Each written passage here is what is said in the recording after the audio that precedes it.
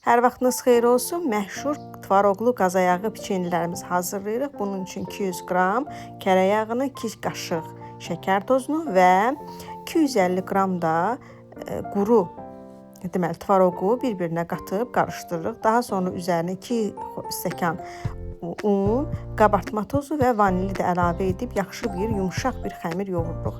Yoğurduğumuz xəmiri mütləq soyuducunun dondurucu gözündə saxlayıb dondururuq.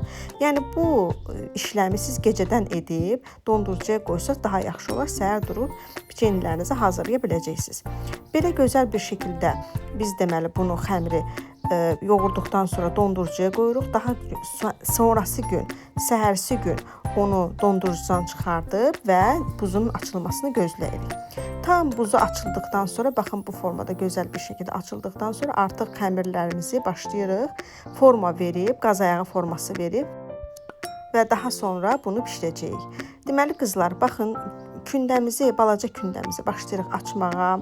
Çalışın nazik bir formada açasınız ki, sizin qazayaqlarınız zərif, incə və dadlı alınsın.